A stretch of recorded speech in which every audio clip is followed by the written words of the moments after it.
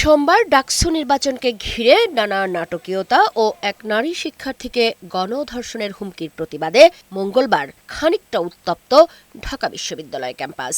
প্রাচ্যের অক্সফোর্ড খ্যাত ঢাকা বিশ্ববিদ্যালয়ে সামাজিক যোগাযোগ মাধ্যমে নারী শিক্ষার্থীকে গণধর্ষণের হুমকি দেওয়ার বিষয়টিকে চরম লজ্জার বলে মন্তব্য করেন সাধারণ শিক্ষার্থীরা।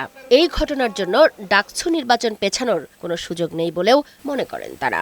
সাহিত্য চর্চা, সঙ্গীত চর্চা এগুলো যেন সুন্দরভাবে হয়। নির্বাচিত হয়ে যারাই আসবে, যে পক্ষ থেকেই আসুক, অ্যাটলিস্ট আমাদের নিরাপত্তা যাতে বিধান করে।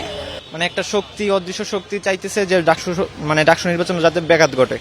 নিরাপদ ক্যাম্পাসের কারণে ক্যাম্পাস দেওয়ার ক্ষেত্রে ডাকসু নির্বাচন হওয়া অত্যাবশ্যকীয়, অতীব জরুরি। ধর্ষণের হুমকি ও নারী নিপীড়নের বিরুদ্ধে অবস্থান নিয়ে সমাবেশ করেছে ছাত্রদল। অভিযুক্ত আলী হোসেনের ছাত্রত্ব বাতিল সহ এর পেছনের উস্কানিদাতাদের বিরুদ্ধে ব্যবস্থা নিতে বিশ্ববিদ্যালয় প্রশাসনের প্রতি আহ্বান জানিয়েছেন ডাকসুর সভাপতি প্রার্থী আবিদুল ইসলাম খান। 5 আগস্ট পরবর্তী সময়ে আমাদের নারীর চলাফেরার স্বাধীনতা, পোশাকের স্বাধীনতা, কথা বলার স্বাধীনতা চরমভাবে হরণ করেছে একটি গুপ্ত সংগঠন।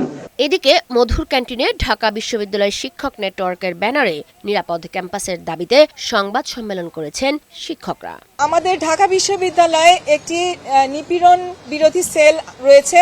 সেখানে যে কোনো যৌন হয়রানি বিষয়ে যে কোনো ধরনের অভিযোগ শিক্ষার্থীরা উপস্থাপন করতে পারে। মঙ্গলবার দুপুরে বিজনেস ফ্যাকাল্টির সামনে ঐক্যবদ্ধ শিক্ষার্থী জোটের ভিপি প্রার্থী সাদিক কায়েম প্রচারণা চালিয়েছেন। এছাড়া অন্যান্য জোটের প্রার্থীরাও প্রচারণা চালিয়েছেন বিশ্ববিদ্যালয়ের ক্যাম্পাসে। মুক্তা মাহমুদ, বৈশাখী সংবাদ, ঢাকা।